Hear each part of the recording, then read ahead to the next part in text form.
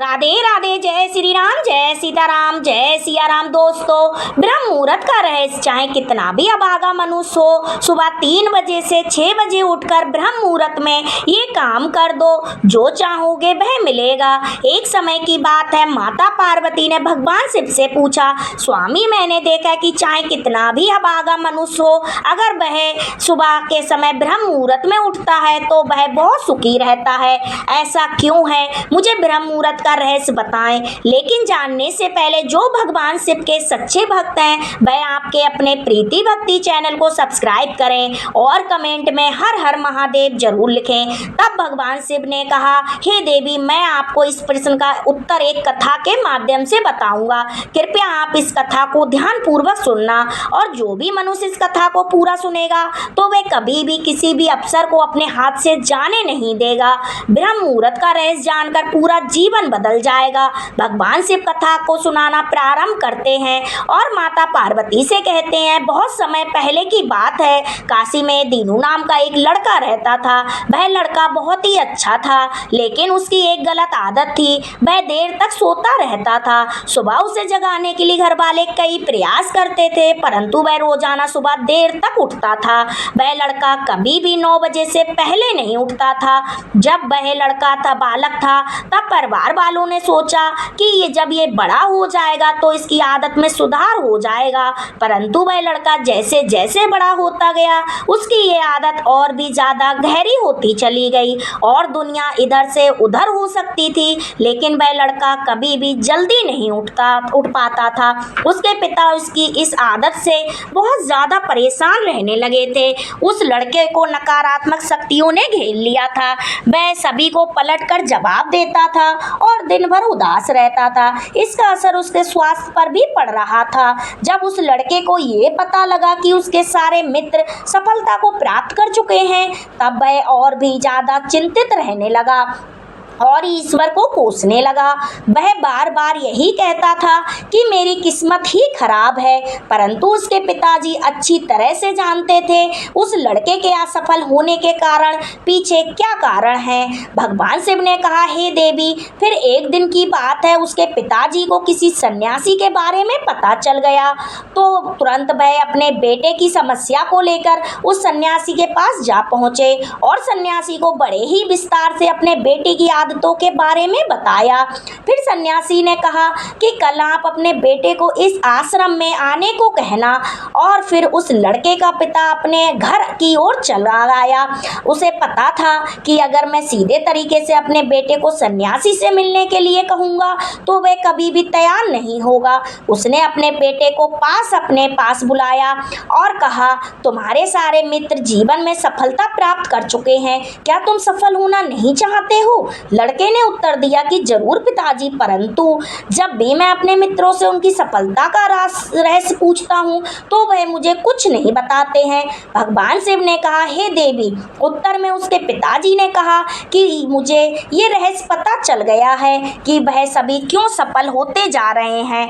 तब उस लड़के ने बड़ी उत्सुकता से पूछा, क्या पता चल गया है पिताजी? कृपया करके आप मुझे बताइए। उसके पिताजी ने कहा कि कल सुबह तुम्हें सन्यासी के आश्रम में जाकर उनसे मिलना है। यदि तुम वहां समय से पहुंच गए तो वह सन्यासी तुम्हें मंत्र बताएंगे जिससे तुम सफल हो जाओगे, परंतु एक समस्या है। लड़के ने पूछा, क्या समस्या पिताजी? ने कहा, जब तुम सोकर उठोगे तब तक सन्यासी से मिलने का समय समाप्त हो जाता है। भगवान शिव ने कहा, हे देवी, फिर उस लड़के ने कहा कि पिताजी, मैं कल पूरी रात जागता रहूंगा और सुबह सन्यासी से मिलकर आऊँगा। उसके पिताजी ने कहा, ठीक है, तुम वहाँ जाकर उस सन्यासी की आज्ञा को मानना। पिताजी की बात सुनकर वह लड़का बहुत अधिक खुश हुआ। जीवन में पहली बार रात्रि में वह जागता रहा, परंतु थोड़े ही समय में उसे नींद आ गई और फिर सो गया। अगली सुबह उठा तो उसे पता लगा कि सन्यासी से मिलने का समय समाप्त हो चुका था। उसके पिताजी ने कहा, लड़के की तरफ देखा और कहा कि कि तुम जीवन में कभी भी सफल नहीं हो पाओगे, जाओ और जाकर सो जाओ। फिर पिताजी की बात सुनकर उस लड़के को बहुत दुख हुआ। उसने मन ही मन स्वयं को चुनौती दी कि कल सुबह सन्यासी से मिलने अवश्य जाऊंगा। उसने अपने पैर में एक छोटा सा घाव बना लिया, जिसके दर्द के कारण उसे रात भर नींद नहीं आई। भगवान ने कहा, हे देवी, ऐसा पहला अवसर था जब उसने अपने जीवन में पहली बार सूर्योदय देखा था, परंतु वह तुरंत ही तैयार होकर सन्यासी से मिलने के लिए चला गया। आज उसका अनुभव कुछ अलग ही था। वह बेहद शांत महसूस कर रहा था। चलते चलते वह लड़का जैसे ही सन्यासी के आश्रम में पहुंचा तो वहां पर उसने देखा कि सन्यासी और उसके सभी शिष्य ध्यान लगाकर बैठे हुए थे। भगवान शिव ने कहा, हे देवी, फिर जब ध्यान का समय समाप्त हुआ तब लड़का उस सन्यासी के पास पहुंचा और उन्हें प्रणाम करते हुए बोला कि आपके पास कोई ऐसा मंत्र है जिससे मैं सफल हो सकता हूं? कृपया करके मुझे वह मंत्र बताइए। मैं अपने जीवन को सफल बनाना चाहता हूं और अच्छा जीवन जीना चाहता हूं। भगवान शिव ने कहा, हे देवी। फिर सन्यासी मुस्कुराए और बोले, अच्छा, तुम तो वही बालक हो। तुम्हारे पिताजी मुझसे मिलने आए थे और उन्होंने तुम्हारे विषय में मुझे सब कुछ बता दिया था। मैं तुम्हें वह मंत्र अवश्य बता दूंगा। परंतु अब लड़के ने जैसे ही परंतु शब्द सुना तो बड़ा लड़का घबरा गया। उसने पूछा, परंतु क्या गुरुजी? तब सन्यासी बोले, मैं तुम्हें वह मंत्र बताऊंगा, परंतु अगले 21 दिनों तक तुम्हें मेरी आज्ञा माननी होगी। मैं तुम्हें वह मंत्र 21 दिनों के बाद बताऊंगा। तब तक मैं तुमसे जो भी कार्य कहूंगा तुम्हें वह करना होगा। यदि तुम असफल हुए कार्य के बीच तुम्हारा संकल्प टूट गया तो उस मंत्र का असर नहीं होगा। दृढ़ निश्चय के साथ उस लड़के ने कहा कि मुझे आपकी सारी आज्ञा स्वीकार है। अगले 21 दिनों के लिए आपका दास हूँ। आप जो भी कहेंगे मैं वही करूँगा। मुझे केवल और केवल उस मंत्र के बारे में जानना है। भगवान शिव ने कहा, हे देवी। फिर सन्यासी ने उस लड़के से कहा कि ठीक है, कल से तुम्हारा कार्य शुरू होगा। तुम इसी आश्रम में निवास करोगे। लड़का आश्रम में निवास करने के लिए तैयार हो गया। सन्यासी ने कहा, यहाँ रहते हुए तुम्हें ब्रह्म मुहूर्त में उठना होगा और दूसरे शिष्य की तरह ध्यान और तप करना होगा। साथ ही आश्रम के कार्य भी सहायता करनी होगी। ध्यान रहे, ये संकल्प टूटना नहीं चाहिए। भगवान शिव ने कहा, हे देवी, आप। लड़का सन्यासी की बात से सहमत हो गया।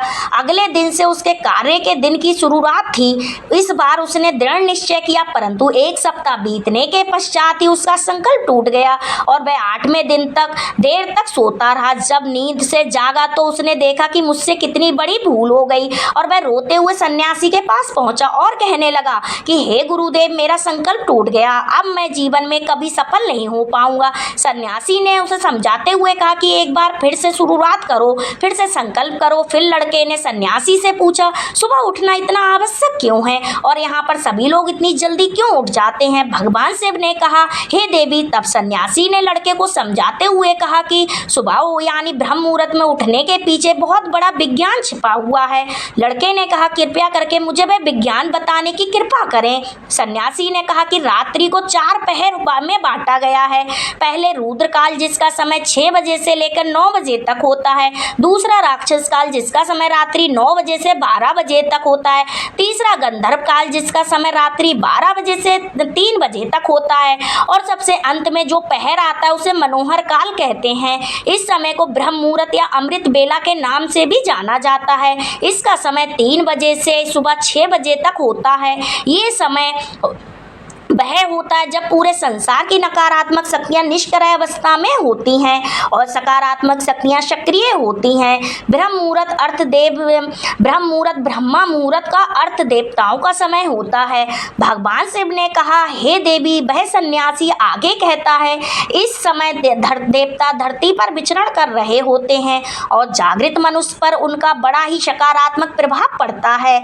ब्रह्म मुहूर्त ऐसा समय होता है जिसमें मनुष्य का मस्तिष्क बिल्कुल खाली होता है, जिसमें किसी प्रकार के कोई विचार नहीं होते हैं और जब इस समय व्यक्ति अपनी पुस्तक खोलकर पाठ का अध्ययन करते हैं तो उन्हें सब कुछ जल्दी जल्दी याद भी हो जाता है और ये लंबे समय तक याद रहता है। ये समय ऐसा है जिसमें हम ज्ञान को समझने का प्रयास करते हैं। इस कारण आश्रम के सभी शिष्य और संसार में बहुत से ज्ञानी लोग ब्रह्म मुहूर्त में ही उठ जाते हैं। प्राचीन काल में रोशनी का कोई स्रोत ना ना होने के कारण लोग अपने दिन का समापन सूर्यास्त के साथ और आरंभ सूर्योदय के साथ करते थे।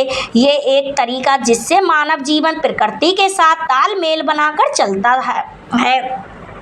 भगवान शिव ने कहा, हे देवी। फिर उस लड़के ने कहा, ठीक है, मैं कल से अपना संकल्प फिर से शुरू करता हूँ, परंतु ब्रह्म मुहूर्त में उठकर मुझे क्या क्या करना चाहिए। तब सन्यासी ने कहा कि ठीक है, मैं तुम्हें बताता हूँ कि ब्रह्म मुहूर्त में क्या क्या करना चाहिए और कैसे करना चाहिए। सबसे पहले उठकर धरती माता पर पाँव रखने से पहले धरती माता को प्रणाम करना चाहिए और अपनी दोनों हथेलियों को देखना चाहिए और ईश्वर को धन्यवाद देना चाहिए कि उन्होंने तुम्हें आज का सूर्योदय देखने का अवसर दिया है। इसके बाद नित्य कर्म और स्नान करने से शरीर की ही नहीं बल्कि मन की शुद्धता भी बढ़ती है। स्नान करने के पश्चात ध्यान की प्रक्रिया होती है। ब्रह्म मुहूर्त में ध्यान की अवधि 21 दिन तक होती है। इस दिन विधि का उपयोग तब तक किया जाता है जब तक आप अपनी कोई मनोकामनाओं की पूर्ति चाहते हैं। ये ऐसा समय होता है जब व्यक्ति अपने आज्ञा चक्र को सक्रिय करने पर काम करते हैं। भगवान शिव ने कहा, हे देवी, आगे वह सन्यासी कहता है, आज्ञा चक्र दोनों बड़ों के बीच होता है। ये संकल्प का ध्यान स्थान भी कहा जाता है। अगर इस चक्र पर ध्यान केंद्रित किया जाए और अपनी मनोकामनाओं को बार बार दोहराया जाए तो मात्र 21 दिनों के भीतर में मनोकामना पूरी हो जाती है। अगर आपके मन में कोई अधूरी मनोकामना है और आप उसे पूरा करना चाहते हैं, तब सबसे पहले उस मनोकामना का स्पष्टीकरण कर लें। आपको क्या चाहिए, ये निर्णय अवश्य कर लें। इसके बाद ज्ञान की विधि को शुरू करें। ब्रह्म मुहूर्त में स्नान करने के बाद एक ऐसा स्थान चुनें जहां पर वायु का प्रवेश हो। ध्यान में शुद्ध वातावरण का होना आवश्यक होता है। शुद्ध प्राण वायु का होना आवश्यक होता है। ध्यान की मुद्रा में रीढ़ की हड्डी सीधी होनी चाहिए, साथ ही गर्दन भी सीधी होनी चाहिए। सुखासन की अवस्था में दोनों हाथों को घुटनों पर रखकर आंखें बंद करके बैठ जाएं। हाथों की मुट्ठी को बंद कर लें और 2-3 मिनट तक बिल्कुल शांत हो जाएं। जब आपका शरीर स्थिर हो जाए और स्वास्थ्य भी शांत हो जाए, तब उसके बाद अपना सारा ध्यान आज्ञा चक्र पर लगाएं। इस दौरान लंबी गहरी सांसें लें और सांस को रोक कर रखें। इस समय आप अपनी इच्छा को मन ही मन दोहराएं और अपने मन से इष्ट देव और देवी देवता गुरुजनों का चिंतन करें। भगवान शिव ने कहा, हे देवी। उसे सन्यासी ने कहा, जब सांस को रोकना कठिन हो जाए तब धीरे धीरे सांस को बाहर की ओर छोड़ें। सांस को नाक से भरें और मुख से बाहर छोड़ें। इस प्रक्रिया को 3 से 4 बार प्रतिदिन दोहराएं। ऐसा प्रतिदिन करने से आपकी जो मनोकामना है वह अवचेतन मन तक अवश्य पहुंच जाएगी और इच्छा पूर्ति जल्दी होगी। आज्ञा चक्र सक्रिय होता है और हमारी मनोकामनाओं को पूरा करता है। सांस को रोक कर रखने के दौरान शरीर में आपातकालीन की स्थिति हो जाती है, जिससे कि आप बेकार की बातें सोचने और विचार करने से बचते हैं। ब्रह्म मुहूर्त के समय ईश्वर की विशेष कृपा प्राप्त होती है और कोई भी व्यक्ति अपनी मनोकामनाओं को इस समय मन में रखता है तो उसकी इच्छा जल्द से जल्द पूरी होती है। भगवान शिव ने कहा, हे देवी। इस प्रकार सन्यासी उस लड़के को ब्रह्म मुहूर्त का महत्व बताए। अगले 21 दिन तक उस लड़के ने बड़े ही मन के साथ इस प्रक्रिया को अपनाया। अब वह बहुत ही ज्यादा अनुशासित और शांत स्वभाव का बन चुका था। उस लड़के ने जैसे ही अपना संकल्प पूरा कर लिया, उसके बाद वह लड़का बड़े ही प्रसन्न भाव से सन्यासी के पास पहुंचा और कहने लगा, हे गुरुदेव, मैंने 21 दिनों का संकल्प पूरा कर लिया। आप अब कृपया मुझे सफल होने का मंत्र बताइए। तब उस सन्यासी ने मुस्कुराते हुए कहा कि पिछले 21 दिनों से जो अभ्यास तुम करते हुए आ रहे हो वही तुम्हारी सफलता का मंत्र है। जो व्यक्ति ब्रह्म मुहूर्त में उठकर ध्यान प्रक्रिया को सही से करते हैं वह जीवन में कभी असफल नहीं हो सकते। तुम्हें ब्रह्म मुहूर्त का रहस्य पता चल चुका है। अब तुम इस जीवन पर्यंत तुम्हें जीवन के लक्ष्य और सफलता दोनों प्राप्त होंगे। उस लड़के ने सन्यासी को धन्यवाद दिया और ब्रह्म मुहूर्त के नियमों का पालन किया, जीवन पर्यंत तक करने का वादा भी किया। भगवान शिव ने कहा, हे देवी, अब तो आपको पता चल गया कि ब्रह्म मुहूर्त क्या है? तब माता पार्वती ने कहा, हाँ हे स्वामी, अब मुझे पता ब्रह्म मुहूर्त का संपूर्ण ज्ञान हो गया है। इतना कहकर माता पार्वती ने भगवान शिव को प्रणाम किया। वीडियो अगर पसंद आई हो तो वीडियो को लाइक करके आपके अपने प्रीति भक्ति चैनल को सब्सक्राइब करें और कम दोस्तों के साथ शेयर करें और कमेंट में जय माँ लक्ष्मी, जय माँ लक्ष्मी, जय माँ लक्ष्मी 3 बार अवश्य लिखें। राधे राधे। जय श्री राम, जय सिया राम, जय